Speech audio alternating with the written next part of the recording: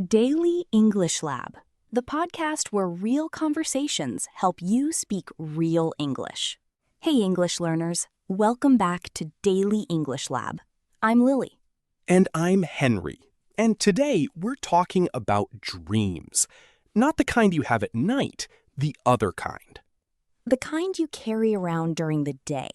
The ones that sit quietly in the back of your mind while you're doing the dishes or sitting in traffic. The ones you don't always say out loud. Exactly. So today we're going to talk about dreams, what they are, why they're sometimes hard to admit, and how to actually talk about them in English without sounding like a motivational poster. No follow your dreams clichés today. None. Just real conversation. Henry, can I ask you something a little personal? Already nervous, but go ahead. What's a dream you've had for a long time? Not a small wish, a real dream. Okay. There's one I don't talk about much. Now I'm curious. I've always wanted to write a book. Not for money, not really for anyone else, just to see if I could do it. That's a beautiful dream. Why don't you talk about it much? Because it feels a little embarrassing to say out loud. Like, who am I to write a book? I think a lot of people feel that exact fear. It's strange.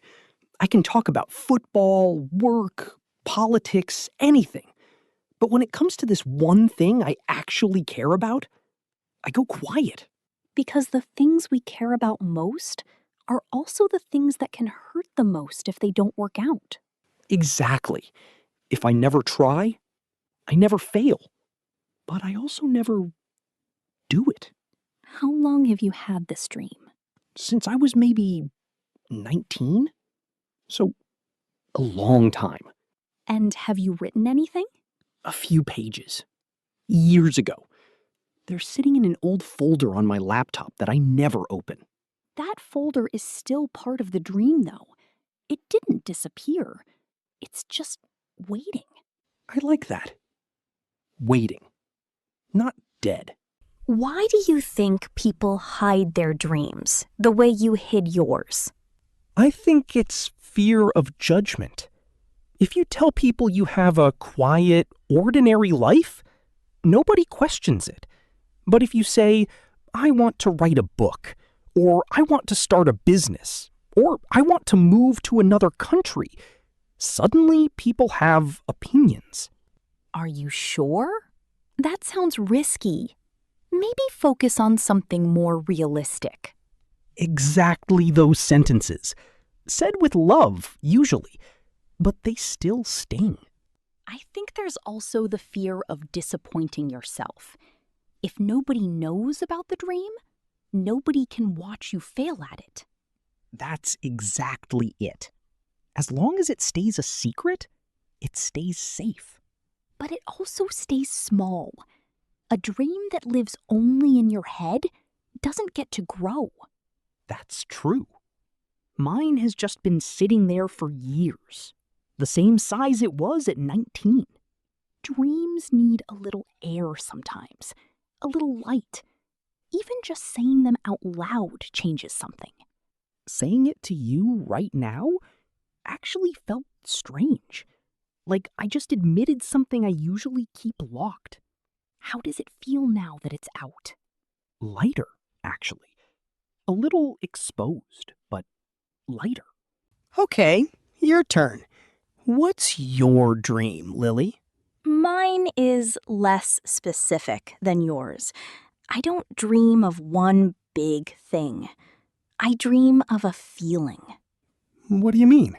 I want to build a life where I feel useful and free at the same time. Like my work actually matters to someone, but I'm also not trapped by it. That's a hard balance. Very hard. For a long time, I thought I had to choose.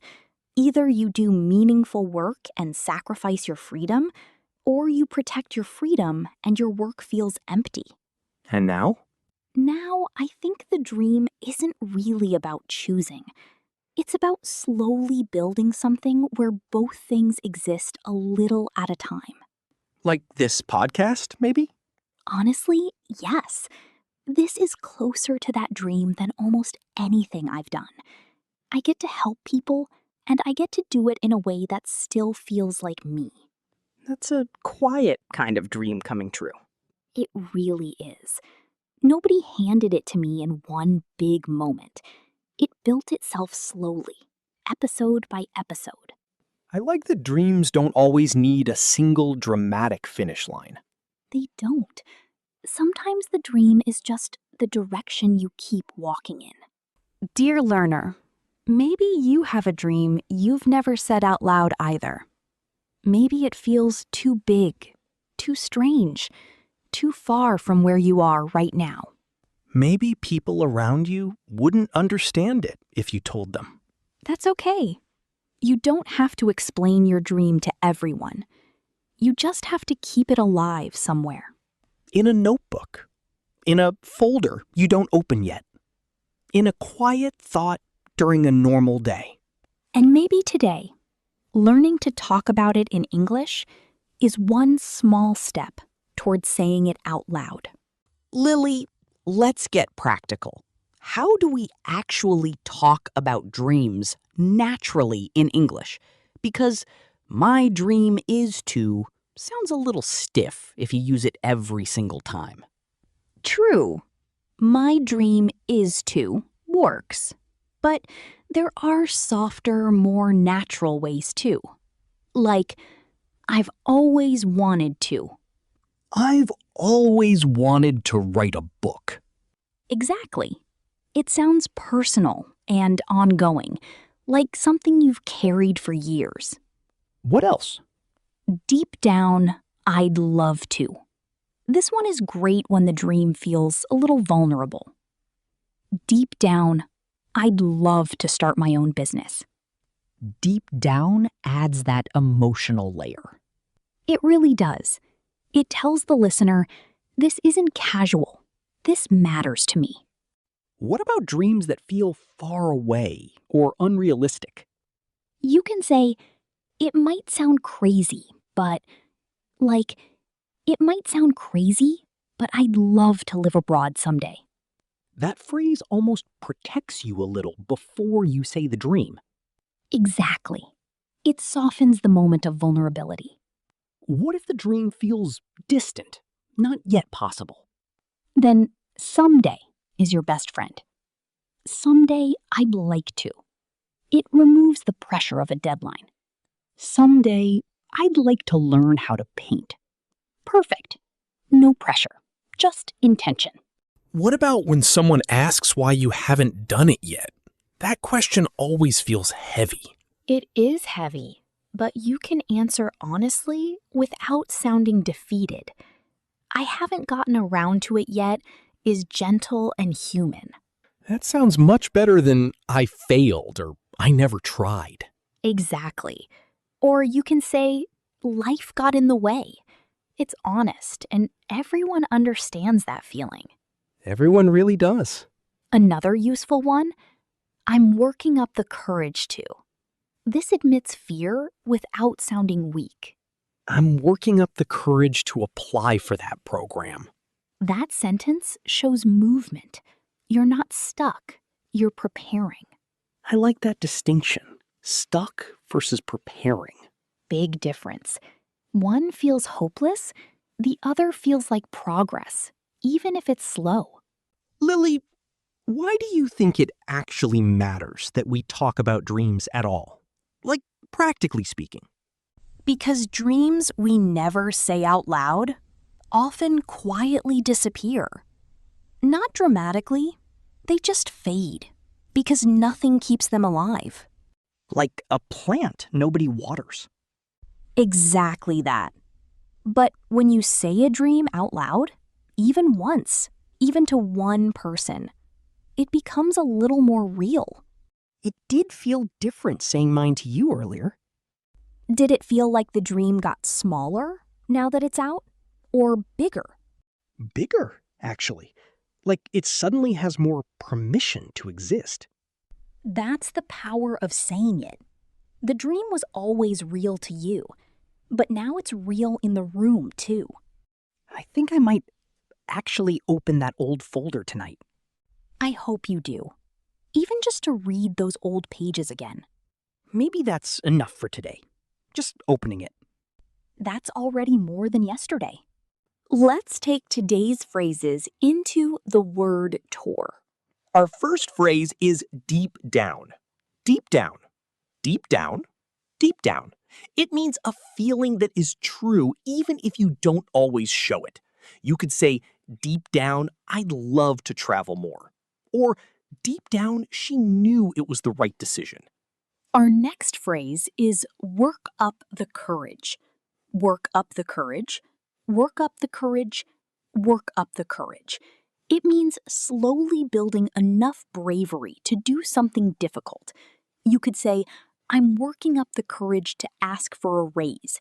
Or it took her months to work up the courage to apply. Our next phrase is haven't gotten around to it. Haven't gotten around to it. Haven't gotten around to it. It describes something you intend to do but haven't done yet, often without blame. You could say, I've wanted to learn guitar, but I haven't gotten around to it. Or he hasn't gotten around to finishing the project. Our next phrase is life got in the way. Life got in the way. Life got in the way. It explains why a plan or dream got delayed in a gentle, understandable way.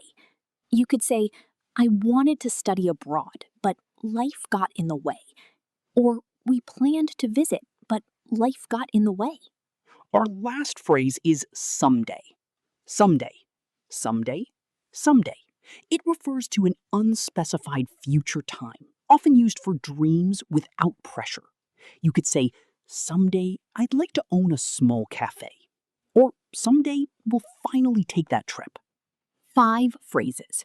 Deep down, work up the courage, haven't gotten around to it, life got in the way, and someday. Everything you need to talk about your dreams honestly. Now it's time to use your English right here. This is Speak with Lily. When your line appears, say it out loud. Use your real voice. Let's talk about a dream you've carried for a while. Say it out loud, even if it feels a little strange. Good. Now tell me why you haven't done it yet. Be honest, but be gentle with yourself. That's completely understandable. Life does get in the way sometimes. Now tell me one small step you could take, even today. That sounds manageable. Not the whole dream, just one step. And how does it feel knowing your dream isn't gone, just waiting? That feeling matters. Hold on to it. One last sentence. Say, someday I will, and finish it however feels true. That sounded real. Thank you for speaking with me today. So, dear learner, maybe your dream has been quiet for a long time. Maybe it's sitting in an old folder, or an old notebook, or just in the back of your mind. It's still there, waiting, not gone. And maybe today is the day you say it out loud, even just once. Even one sentence counts. Take care of your English. And take care of your dreams. This is Lily.